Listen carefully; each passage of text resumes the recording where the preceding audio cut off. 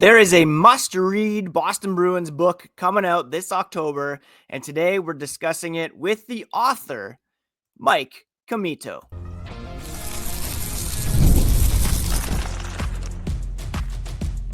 You're Locked On Bruins, your daily podcast on the Boston Bruins. Part of the Locked On Podcast Network, your team every day.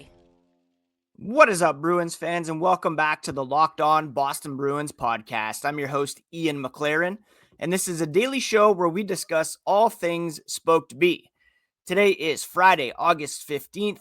Thank you so much for making Locked On Boston Bruins your first listen every day. It's part of the Locked On Podcast Network, your team every day. And today's episode is brought to you by Game Time. Download the Game Time app, create an account, and use code LOCKEDONNHL for $20 off your first purchase. On the show today, I'm very excited to have a special guest. He is a hockey historian, a huge hockey fan, and he's the author of Bruins365, a new Bruins history book that is coming out this October. Mike has previously written similar books on the Toronto Maple Leafs and the Montreal Canadiens, and it is already getting some pretty heavy endorsements, including from Andy Brickley, Boston Bruins color analyst, who said, "I thought I knew it all, but Bruins365 still surprised me. It's packed with stories, some legendary and some unexpected." So we are going to discuss this with Mike, his process, how he came up with some of these stories, how he got into hockey and hockey history. And I'm very excited to get into this chat. Before we do, quick reminder, you can find the podcast on social media at Locked NHL Bruins. That's on X, Blue Sky, Instagram, Threads, TikTok. And you can find me, my hockey thoughts and dad jokes at Ian C. McLaren. I'm a lifelong Boston Bruins fan. Been covering this team for various outlets for 20 years. Fully expect to learn a lot from Mike's book, and very excited to get into our chat. So let's do it. All right, I'm so pleased today to be joined by Mike Comito, a guy that I've been following on social media for a long time. He is a wealth of hockey history information. He's got a PhD from McMaster University, the author of Leafs 365, Canadiens 365, and he is the author of the upcoming Bruins 365, which I'm very excited to check out. I mentioned Andy Brickley, his comments about it off the top. Jeff Merrick, favorite of everybody's, said, "Just when you think you know everything about your favorite hockey team, along comes Mike Comito to open your eyes." So I'm really pumped to talk to Mike today, get into the book. Welcome to the Locked On Boston Bruins, Mike. How are you doing on this Friday morning? Doing well, Ian. Thanks so much for having me on. Really appreciate it. You're coming at us from Sudbury, Ontario, I believe, this morning? I am, yes. Recovering from a golf tournament yesterday afternoon and evening. So, Whoa. yeah. All right. Well, we'll feeling good, though. Feeling good. So I always love to ask people when they come on the podcast, and I'm very interested in your response, kind of your hockey origin story, kind of digging into your personal history. And then maybe we'll touch on how you got into the hockey history game as well. But what's kind of your origin story with the game itself? Yeah, so I think like a lot of Canadian kids, like just grew up playing a lot of street hockey, road hockey, whatever you want to call it, from wherever you're from. I didn't play hockey at an organized level, but I loved. We often had a backyard rink, or we had a neighborhood rink where we'd go and just play on the ice, and that was really as far as like I got in hockey. I mean, I was always a huge fan. You know, I grew up I was born in '85, so for me as a Leafs fan, I had some good moments in the early '90s. Obviously, in the runs they made to the conference finals, and in '93 and '94. But also was a big hockey card collector as well. And so okay. I think from there that kind of ties into the hockey history piece, because I love those cards because I love learning, about the players, where they came from, what their stories were. I even remember I forget which set it was, but they had the pictures of the trophies and just the origin story about like why the Hart is named the Hart, and all the, like about the Norris and things like that, right? So even things like something as a picture of the trophy was like, I still have those cards somewhere in my house somewhere, because I think I was drawn into the history of it. And then, as I got older, I still followed hockey, but obviously never thought that I would actually get into hockey history, despite the fact that, I went to grad school to get a PhD in history. I was in a very different subject matter. I was, doing environmental history. So I talk about in the book that when I was doing my PhD, it was about the history of black bear hunting and management. So there's many threads in my life where I should have been a Bruins fan because I had so much bear stuff in my life. Right. But by that point, I was already well along the path of being a Leafs fan. And then, the hockey history stuff just kind of came around as like a creative outlet while I was doing grad school, right? Like I was doing my dissertation, I was going to class. And it's like, you're reading a lot, researching a lot, but like I wanted something fun to do. And this was right around when blogging, was I think Right. in its prime, in its heyday.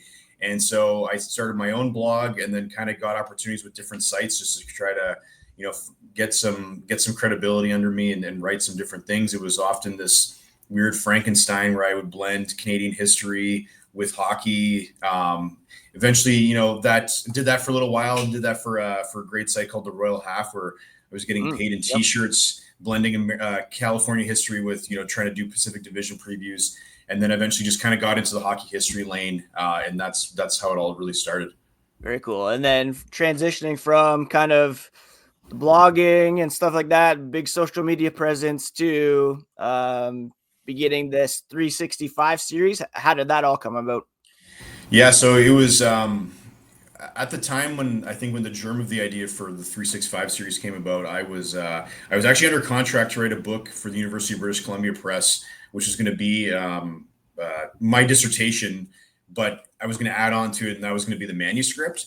Okay. And for the life of me, I couldn't get into it. Like I would come home from work, and I already spent 5 years working on my dissertation, so the idea that I would spend another like year or two basically editing this again or changing it, and then have to go through peer review, I had, my heart was not in it. And then we were on vacation in Mexico, and I was reading Val James's autobiography, and I was reading a lot of hockey books at the time because I was starting to build my presence on Twitter and starting to do more blogging and more paid opportunities. I'm like, maybe what I'm doing on Twitter, like that could be a book idea. Like I share these daily facts, they seem to be well received. Maybe if I enhance those and beef them up a little bit, like that could be a format for a book.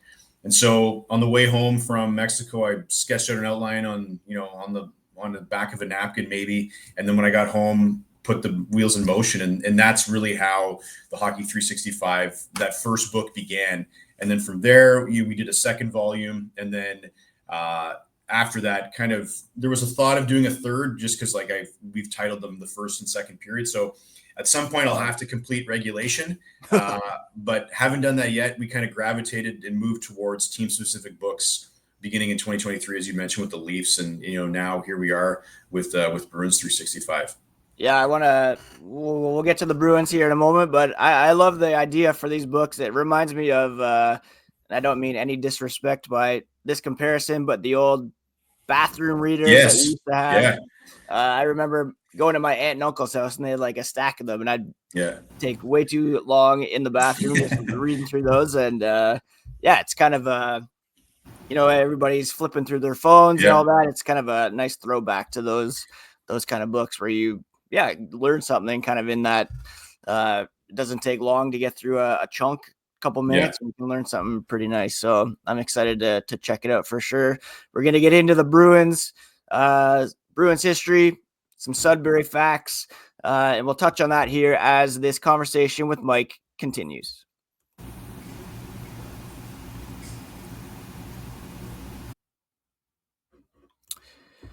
We've all been there, right? Logging on early and waiting forever for concert tickets to go on sale, only to lose your spot for a show you've been dying to see. Live music should be about making memories, not dealing with the stress of ticket shopping. And that's where Game Time comes in. Game Time makes getting concert tickets faster and easier than ever. Prices actually drop as it gets closer to showtime, and you can save up to 60% off with their killer last-minute deals. My favorite part of the app is the panoramic seat view, so you know exactly what to expect when you arrive at the venue. And if you're worried about what happens if your plans change, well, the Game Time Guarantee has your back with cancellation, protection, and more. Take the guesswork out of buying concert and show tickets with Game Time. Download the Game Time app, create an account, and use code LOCKEDONNHL for $20 off your first purchase. Again, terms apply, but create an account, redeem code LOCKEDONNHL for $20 off. Download the Game Time app today. Last-minute tickets at the lowest price guaranteed.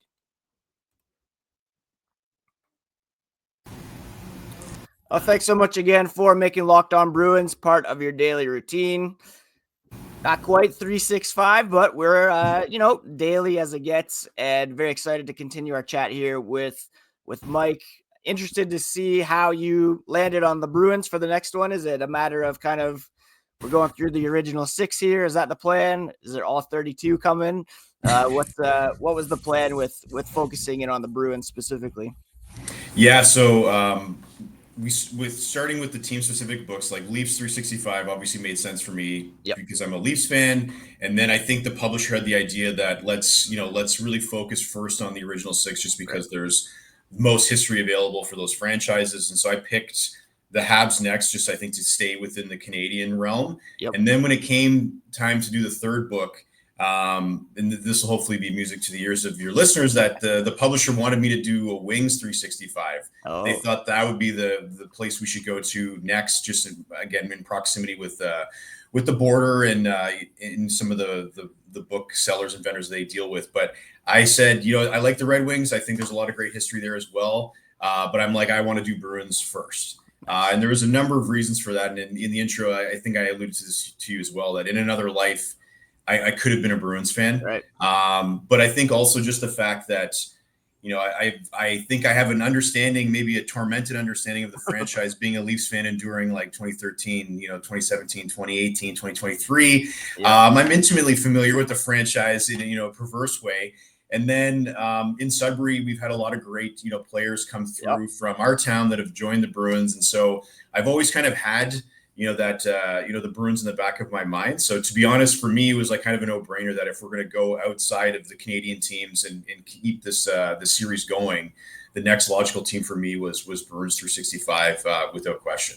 Yeah, very nice. I didn't realize there were as many kind of Bruins ties to Sudbury until recently, when Nick Foligno family, obviously a big Sudbury family. Tyler Bertuzzi, I believe, was born in Sudbury. Talk about Sudbury itself and kind of the history up there. I know there's a great history of junior hockey as well. Some guys that have come through there. How did that, growing up kind of in, people consider it Northern Ontario, but it's kind of mid-Ontario. How did that kind of inform your hockey knowledge and the history part of it as well? Yeah, so I've been in Sudbury now for, I guess 25 years, so more than half my life. And so I came into Sudbury, in high school, and following hockey, you learn later about a lot of these players that played before I was born. But I think Eddie Shack is another one that came from Sudbury. Jerry Topazzini is probably one that people probably most associate with the Bruins, coming from Sudbury. And I got to know Topazzini's lore because after he retired, from the NHL, and he was a penalty killing specialist with the Bruins. Like, he was great. He was actually the last position player to go in net. So this was back in, I guess it was probably in the 60s or so.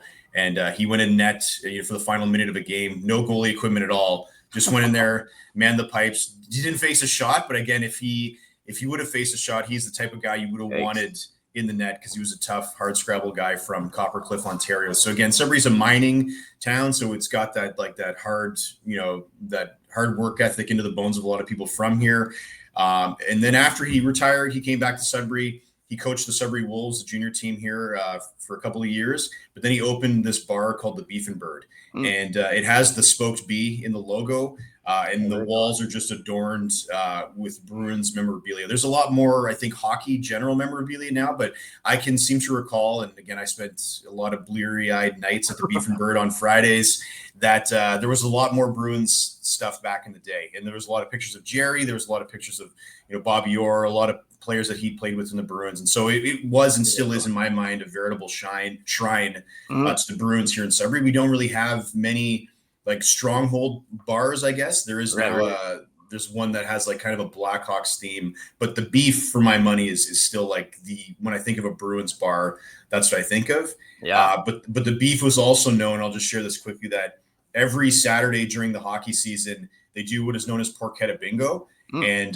they do this to raise money for minor league hockey in Sudbury. But basically, it starts around 11:30 in the morning and it goes until 6 p.m. And by the end of that session, like you're probably not going out. You're going to go home and you're going to go to bed because you spend the day in the bar.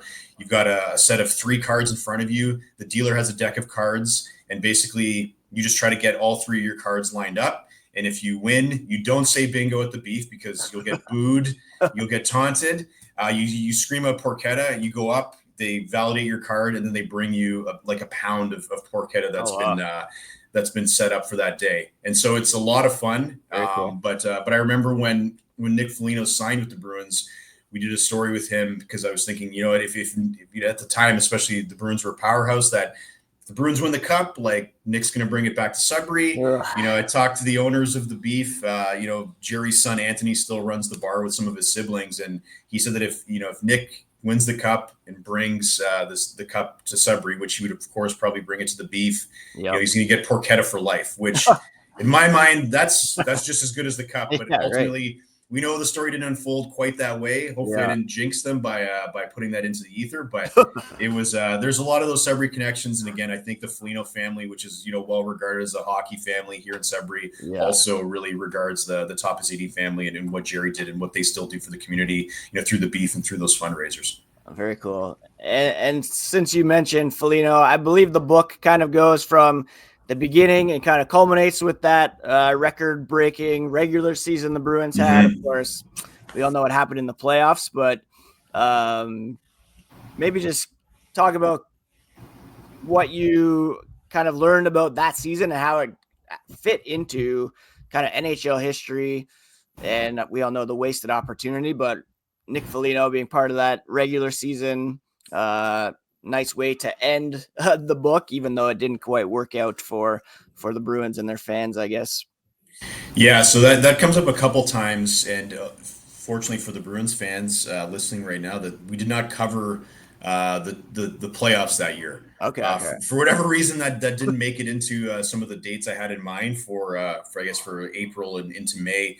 But yeah, that season was certainly one for the books, and I remember following that closely just as a fan of hockey, right? Because again, when you think about how many wins they racked up that year, it's just incredible, right? And I mean, to your point, it's unfortunate that they weren't able to convert such regular season success into a run in the playoffs. I mean, I don't know if it makes it sting any less that then, they lost to the team that went to win back-to-back cups. I don't think that ever takes the sting out of it, but at least this was a team that was on the cusp of achieving greatness, right? And the Panthers went on to the Cup final that year. But again, as a Leafs fan, I try to talk myself into these things. We're like, well, they lost, But anyway, it was a great season. Again, we've got a lot of the goalie hugs, make it into the book as well, just because obviously those two played incredible that year. It was a lot of fun to watch those celebrations. And then certainly as a Sudburian, I was really rooting for Nick and the Bruins to take the cup home, but ultimately it didn't come to pass. So would have liked to have had a different, maybe story to include in the book that maybe focused on that, but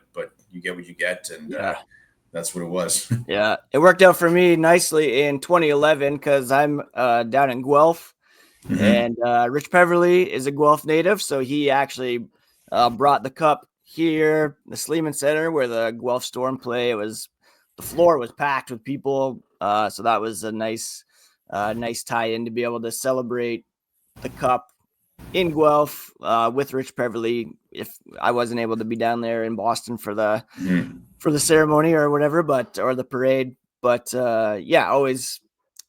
people always talk about Canadian teams winning the Stanley Cup, but always forgetting that the players bring the cup to their respective hometowns, and the majority of the summer, the cup is in Canada. So that's kind of a different twist that you could take on it in terms of Canadians and winning the Stanley Cup, I guess. Well, I'll give you, I've actually forgot this story probably, and I don't think I've ever told it. It's not really that interesting, so I don't want to preface it too much, but we were, then fiance, now wife, and I were living in Georgetown in 2010, 2011. I just started my PhD at McMaster that year. And we were there over the summer because we were getting ready to move back to Sudbury. And Tyler Seguin was bringing the cup to Georgetown at this rodeo bar that I guess not rodeo bar, but it kind of had a country vibe to it. And we'd been maybe once or twice when we had friends come and visit us. And nobody was visiting that weekend. And I'm like, maybe we should go. He's bringing the cup. And we ultimately decided we're not going to go. I wasn't obviously I'm not a Bruins fan, but also I don't know why I didn't go. Especially when we know about Tyler Seguin and the parties that he's been to. I'm sure it would have been quite the time, but I opted to stay at home in our Georgetown apartment instead of going down the road. I can't even remember the name of the bar, but I'm kicking myself now that I didn't go and experience that. Yeah, I've actually heard some stories about about those Georgetown parties that we had for the cup there. All right, we're gonna take another quick break, and then we're going to come back and touch on some maybe older Bruins history that we might learn about in the book that Bruins fans can get excited about. We'll touch on that here as the podcast continues.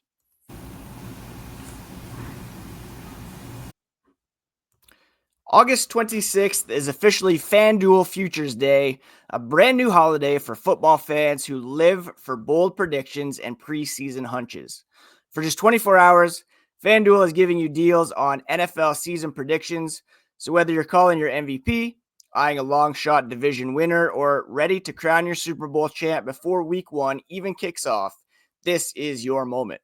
For me, I think it's the Bills year. I'm going with Buffalo, and I'll be taking advantage of this August 26th FanDuel Futures Day to make that official. Visit the FanDuel app today and start planning your future bets now, because Futures Day is one day only at FanDuel, where you can play your game.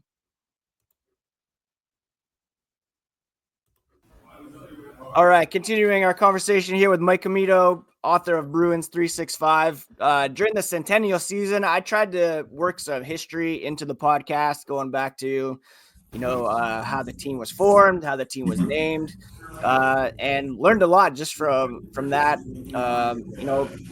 Fans will know, the big events in history, but are there some things that popped out for you that even as a hockey historian you didn't know about, or that was really kind of eye-opening about the history of the Boston Bruins? Yeah, when I do these books, I think what always surprises me is just being able to go back and learn more about some players that I don't want to say have been forgotten in history, but I think depending on which vintage you are and which generation of fan you are, these names may not be as top of mind for you. So I think that's always the thing that I like most about the books. And certainly I think there is definitely, especially with a team that I'm not necessarily a fan of personally, I'm learning a lot about the history of the franchise and some notable moments, but it's always, it's always the stories about those players. And you come across some of these things where, the one that I enjoyed kind of doing the research on was, there was a snowstorm back in '61, and Jerry Topazini and Johnny Busick had to hitchhike their way to the game because they couldn't get out of the snow. And I just love the stories where seems just so out of touch with what would happen now, and how these two guys just hitchhiking. And there's a story of then they got into a car and the car got stuck and they had to get out and dig the car out of the snow. And Busick dropped his wallet and he lost his wallet, and he eventually got it back. And there's actually a couple of stories like this where even earlier, Eddie Shore was also stuck in a snowstorm, and he ended up having to get a horse and carriage to get him to the game. It wasn't a horse and carriage. He was in a car, but the car went off into a ditch, and then there was horses in a carriage that he was able to get to help him pull the car out of the ditch. He still made it to the game on time. I think he scored the only goal of that game, which again, good thing he made it there, because the Bruins would have been they would have put up a bagel that night had an intrepid Eddie Shore not found a way to make it to this game.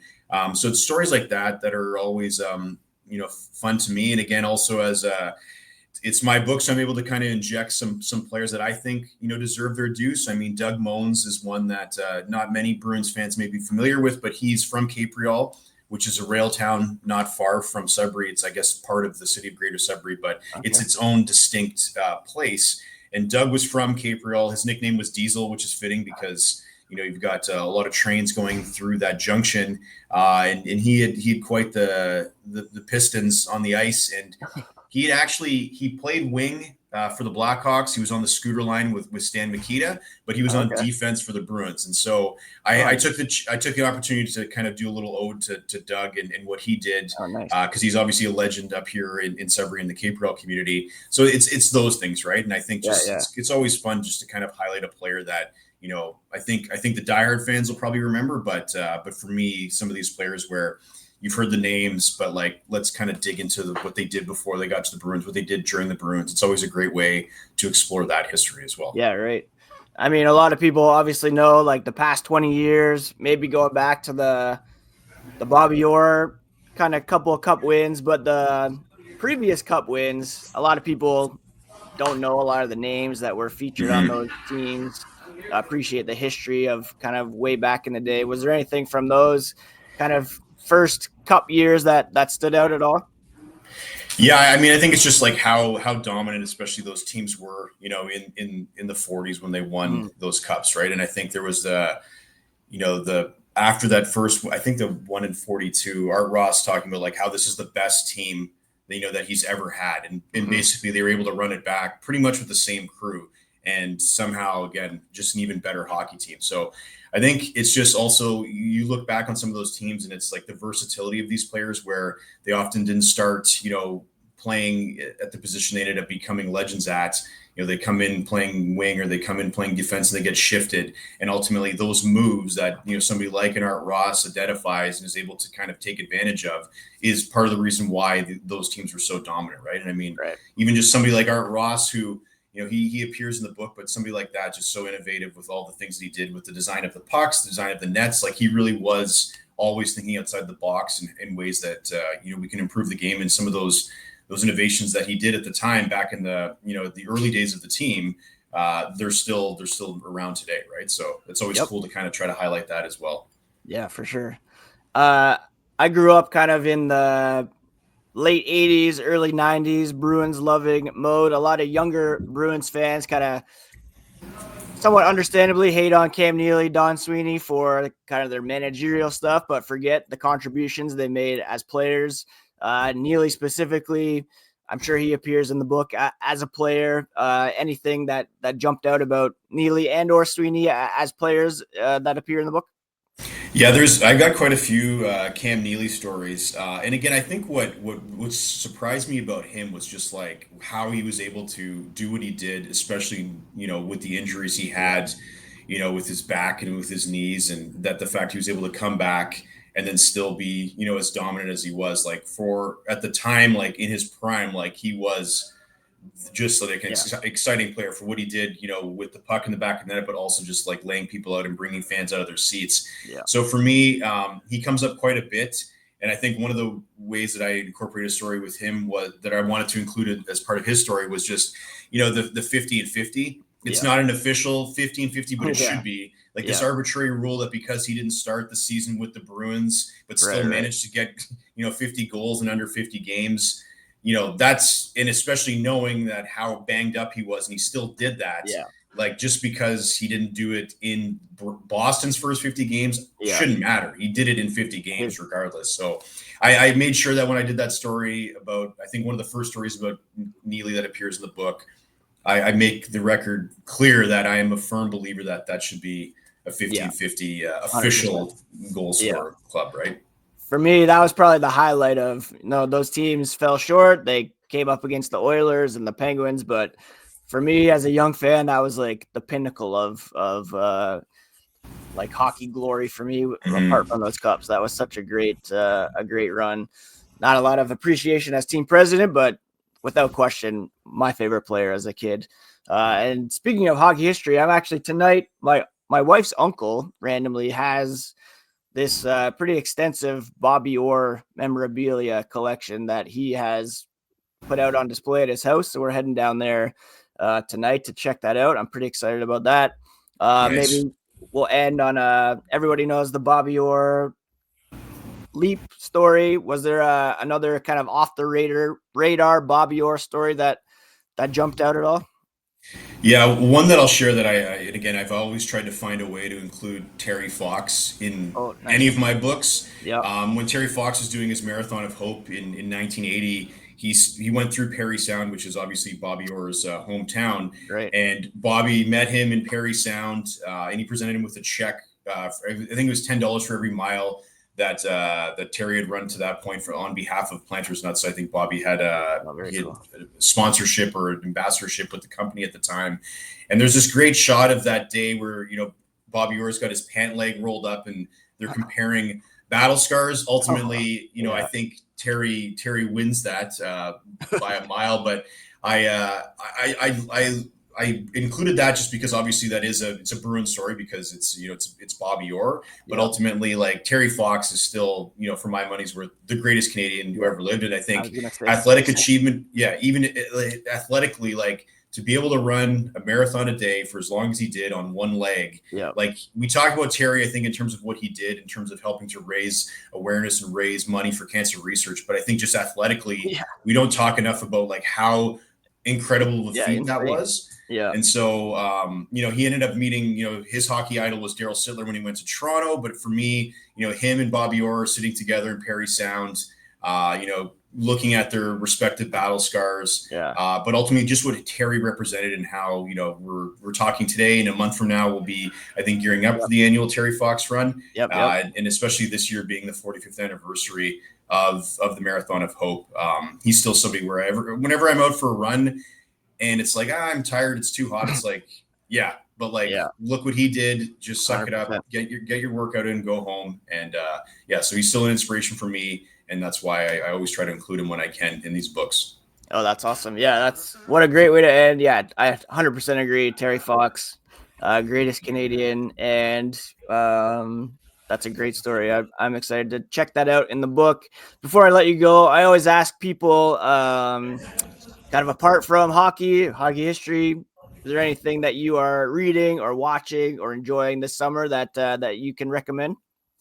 Well, that's a great question. Right now, we're watching the Yogurt Shop Oh murder yeah, on yeah, Crave, which is disturbing me in ways that I had not anticipated. I didn't yeah, know the story going into it, so that's a tough hang yeah. before bed. So we always try to find a palate cleanser to like kind of go to sleep. We do have two girls at home.